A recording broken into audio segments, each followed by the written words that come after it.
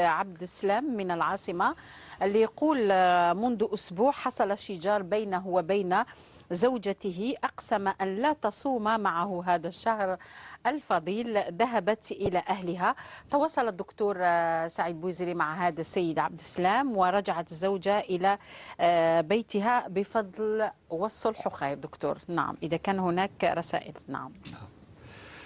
طيب الأخ عبد السلام، يعني حقيقة يعني قصته أراد أن تعرض على في البرنامج من أجل العبرة. نعم. فقط، لأنه في الحقيقة الشيء الغريب أنه هو أقسم ألا تصوم في بيت الزوجية، يعني يخرجها.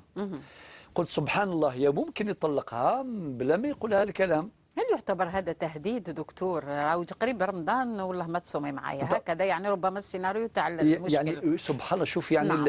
ممكن يعني هو يطلقها بيقول هذا الكلام، ولكن باش يبردها كما يقولوا الشيطان يكلخ له أنه كأنها بطولة، يعني ما تصوميش في الدار في هذا الشهر. نعم.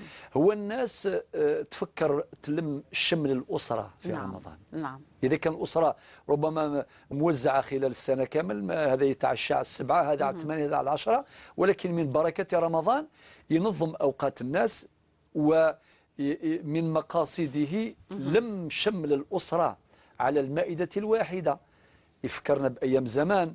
أيام زمان الأسرة كانت تجتمع على الكانون كما نقولوا سيدي، ويتلاقى والصغار والكبار إلى آخره، ولكن جاء واحد الوقت مع التكنولوجيا، مع الظروف التي تغيرت كثيرا، أصبحت الأسرة في الحقيقة مشتتة كثيرا. مشتتة، نعم. ورمضان هي فرصة يعني ذهبية لجمع شمل الأسرة. نعم. ولكن هو أقسم ألا تصوم في بيت الزوجة في هذا الشهر الفضيل. نعم. وطلقها. نعم. ولكن الحمد لله يا سي عبد السلام، أشكرك جزيل الشكر أنك عدت إلى رشدك. نعم. وأنك أرجعت زوجتك، وعقد العزم على ألا يطلق زوجته مهما كانت الظروف، وتصالح واجتمع شمل الأسرة. وطلب منا باش نحكيو هذه الحكاية للعبرة، على الأقل الآن اللي راهم يتبعونا إذا وقعوا في نفس المشكلة، نعم، بغاو يتموا ولادهم، بغاو كما يقولوا يخربوا العش نتاعهم في هذا الشهر الفضيل، يعني اتقوا الله عز وجل